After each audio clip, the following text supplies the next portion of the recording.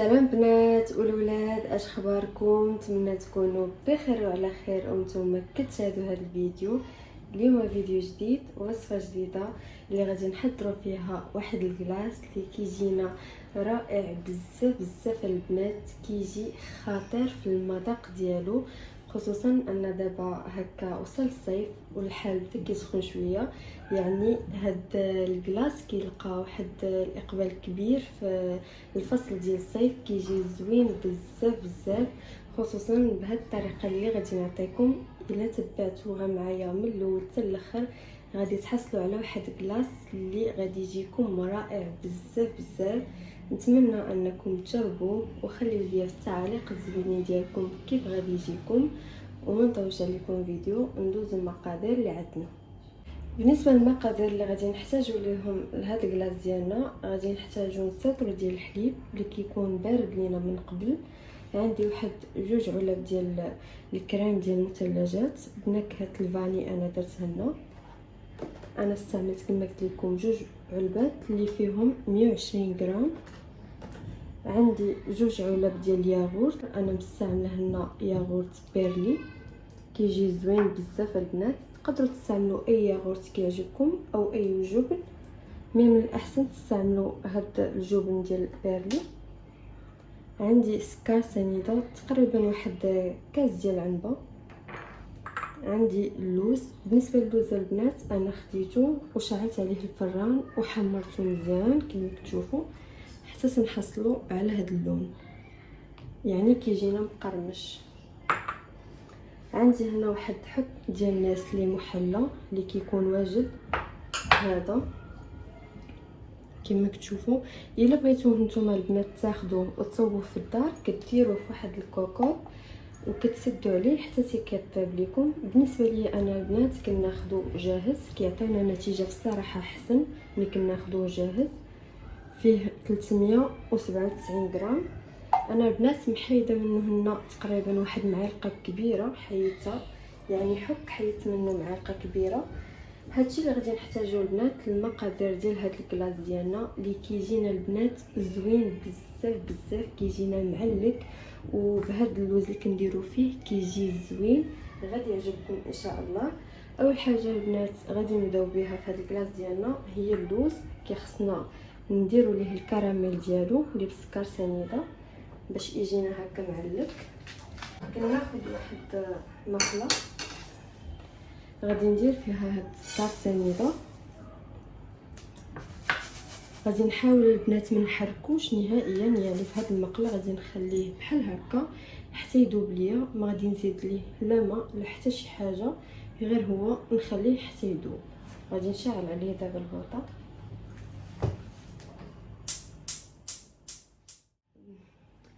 دابا البنات شعلت على السكر سنيده ديالي باش تذوب ليا. كتاخذ واحد شويه ديال الوقت حيت ما كنحركوهاش نهائيا حتى تذوب لينا مزيان، ولكن تاكدوا البنات بان السكر ديالكم ماشي تحرق ليكم، حيت الا مشات تحرق راه هذاك اللوز غادا تجي فيه المذاق ديال المراره.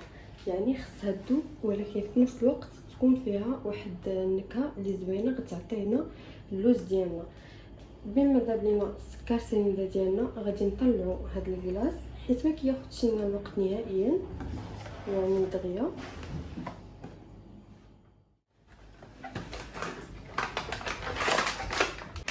دابا البنات غادي نحل هاد الكريم ديالنا هنايا،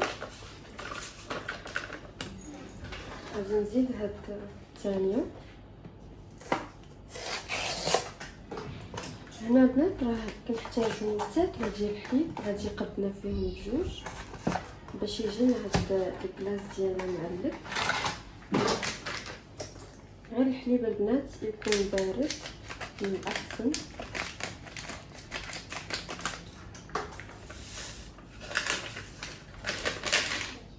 بطبيعة الحال غادي نحتاج واحد الطراب هكا كهربائي باش غادي نطلعو هاد الكلاص ديالنا. غادي نزيد عليه دابا الحليب.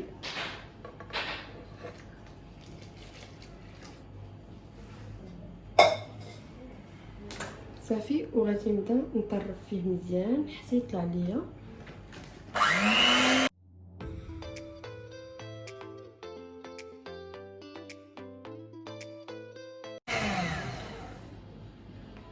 دابا البنات من بعد ما طربنا هكا شويه غادي نزيد عليهم هاد الياغورت ديالنا. ما نضيفوش في الاول حيت كيكون لينا هذاك المسحوق ديال الكلاص باقي هكا غير غبره، حتى نطربو شويه بالحليب وغادي نعاود نطرب مره اخرى حتى يطلع لي مزيان. عاد باش غادي نزيد ليه الكراميل اللي هو الاخر.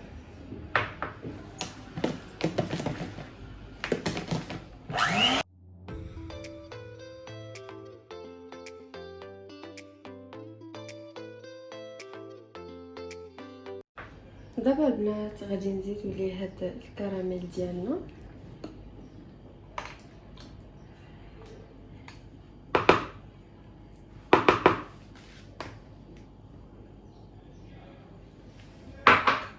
وغادي نطربو حتى هو مزيان باش ينسجم لينا مع هاد المكونات ديالنا.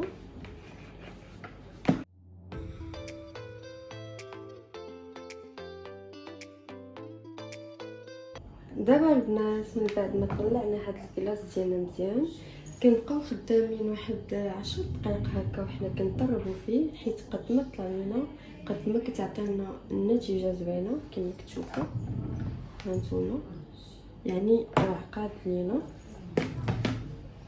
دابا البنات غادي نحطو على جنب وغادي ندوزو نخدمو هاد اللوز ديالنا. دابا البنات كما شفتوا معايا السكر سنيده ديالنا كيف ولات لينا هانتوما، يعني حتى تذوب كامله عاد باش نقدروا هكا نحركوها بشي حاجه ديال العود هكا غير ما تحرقش لينا وصافي.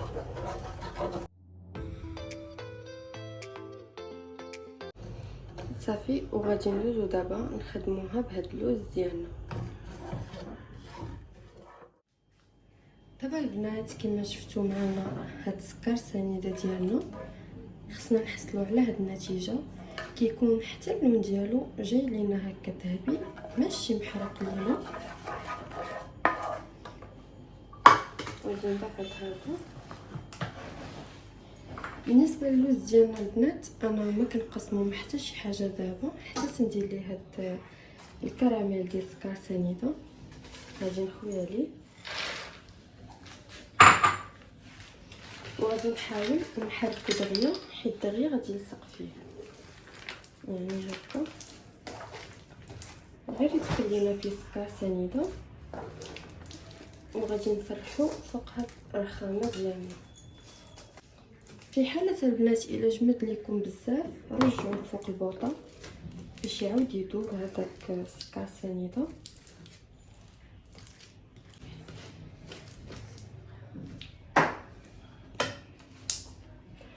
خاصكم تاكدوا البنات بان اللوز ديالكم يعني كامل هكا تعسل لكم بهذا الكراميل. غادي نخويوه هنايا ما كيلصق ما حتى شي حاجه هكا. ما كياخذش الوقت نهائيا باش يجمد لينا دغيا كيعقد. المهم البنات غادي نخليه دابا غير واحد شويه تنحس بهاد السكر سنيده ديالنا رجع لينا كراميل لصق على اللوز مزيان. نتاكدوا هذا باش غادي ندوزو المرحله اللي غادي نقسمو فيها.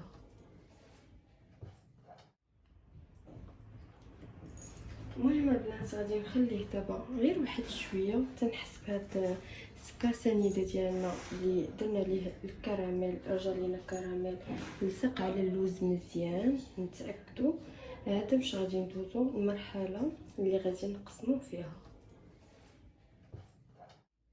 دابا البنات من بعد ما جمد لينا هاد اللوز ديالنا يعني لصق عليه سكر سنيده كيف كتشوفوا، غادي ندوزو دابا نهرسوه حيت ما غاديش نخليوه بحال هكا. دابا البنات غادي ناخذ واحد هكا القطعه وعندي ورق الزبده وعندي هنا واحد الفيطه بحال هكا وسربيته باش ما يخرجش لينا هاد اللوز ديالنا. غادي نفرشوها هي الاولى وغادي ندير هاد ورق الزبده تاع اللوز. غادي نحطو اللوز، نحاولو نحطوه في الوسط بحال هكا. قرب ليكم صافي. وغادي نرجع هاد القاعه هاد الورق الزبده،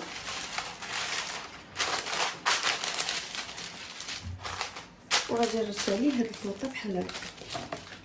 غادي نحتاج واحد عود بحال هكا، او حتى هادي راه تلاق، ما كاين حتى شي مشكل. وغادي نبداو نضربو فيه بحال هكا. راه دغيا كنلقاو مهرس، يعني بشكل عشوائي ماشي مقاد، وحنا داكشي اللي بغينا. المهم البنات حيت كاين شويه ديال الصداع هكا غادي نضربو، داكشي علاش غادي تشوفوا معايا كاع المراحل وكيف غادي يرجع لينا.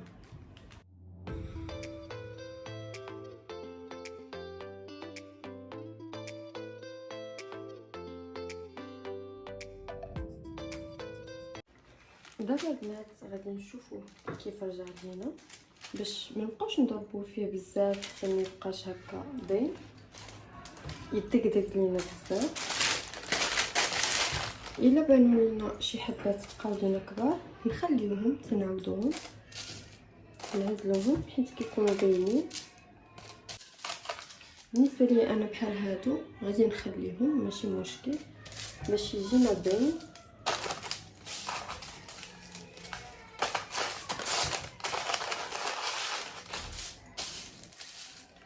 بحال هادشي البنات كله غادي نديرو، ما غاديش نعاود نزيد نهرسو كما كتشوفوا، حيت البنات هاد اللوز هو اللي كيعطينا واحد التقرميشه اللي كتجينا خطيره مع الكلاص ديالنا اللي كيجينا معلك بزاف بزاف. غادي نضيفوه مباشره على هاد الكلاص ديالنا.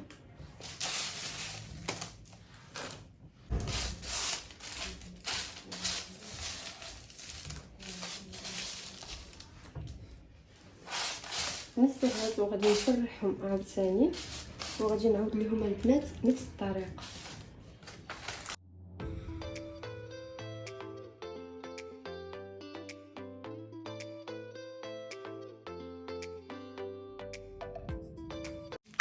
دابا البنات من بعد ما هرست هذوك الحليبات اللي بقاو لينا هانتوما، هادو زدت هرستهم مزيان حيت بغيت شي حاجه تجيني كبيره وشي حاجه تكون هكا صغيره.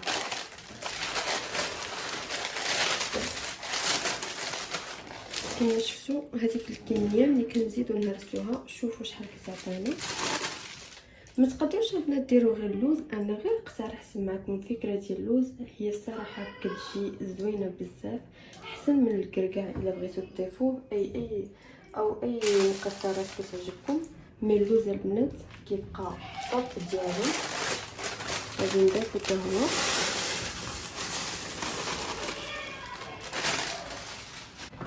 صافي. غادي نحرك كلشي مزيان، مش ما غاديش نعاود البنات نطربوه حيت ملي كنديروا اللوز كيصعب علينا نطربوه.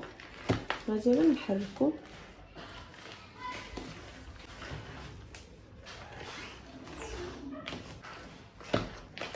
حاولوا تحركوا مزيان باش ماشي غير يبقى لكم اللوز ديالكم في بلاصه وحده.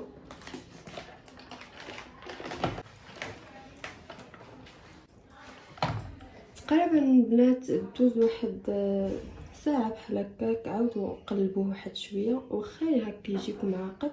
ما بغيتوش تقدروا بحال هكا غادي نغلفوه في الاليمونتير نخشيوه في المجمد على الاقل البنات كيبقى 3 سوايع 4 سوايع.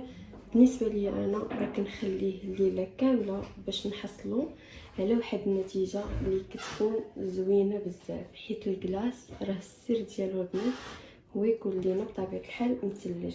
كما قلت لكم دوز هذيك الساعه حاولوا تخلطوا في حاله الا كنتو دايرين اللوز حيت كيهبط لينا شويه لتحت. داكشي علاش نحاول نحركو باش ينسجم لينا. صافي دابا غادي نحيد هذا، غادي نغطي عليه مزيان باش ما تدخلش ليه الريحه ديال المجمد بحال هكا.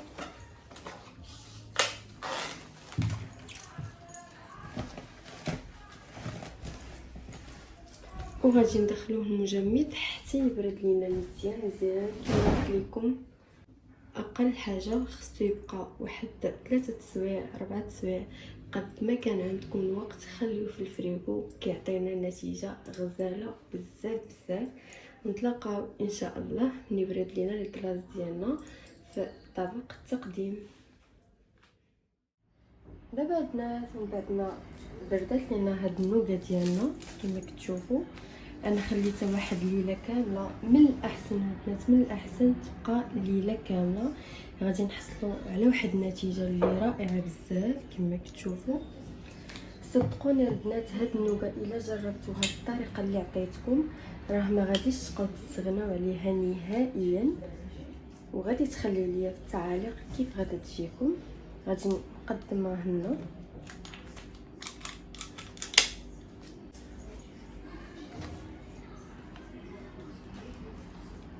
كتجي رائعه بزاف بزاف، وبطبيعه الحال البنات شي حاجه مطوبينها للدار راه كتبقى زوينه بزاف، لا لوليداتنا لا راسنا نيت حنايا، احسن من ناخذوها من على برا. بطبيعه الحال مره ماشي مشكل. وبطبيعه الحال مع الصيف البنات كما كتعرفوا بحال هاد الحويجات كيبغيو مننا وليداتنا والعائله، يعني كيكونوا زوينين نقدموهم في الصيف لي كلاص. ان شاء الله غادي نشارك معكم لي كلاص مختلفين يعني بنكهات مختلفه. المهم البنات غادي نعمر هاد الكيسه اللي بقاو ليا ونتلاقاو ان شاء الله في الشكل النهائي.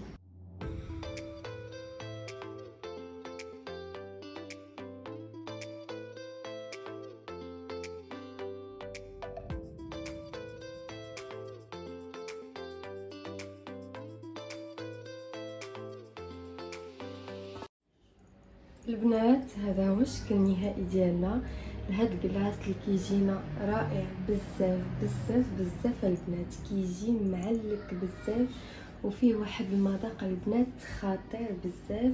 انا كنشكرو بزاف حيت فريمون البنات كيجي واحد الكلاص اللي غادي يعجبكم بزاف بزاف. هانتوما شوفوا كيف كيجي معلك لينا وعامر بهذاك اللوز اللي كنديروا ليه. كلاص ديال النوغا اللي كيجي رائع بزاف. نتمنىكم البنات انكم تجربوا هذه الوصفه ديال الكلاص وترجعوا ليا في التعاليق الزوينين ديالكم كيف غادا تجيكم. وإلا عجبكم الفيديو ما تنسوش تدعموني بلايك ديالكم، ونتمنى انكم ديروا ليا ابوني باش يوصلكم كل جديد، ونتلاقاو ان شاء الله في فيديوهات جداد.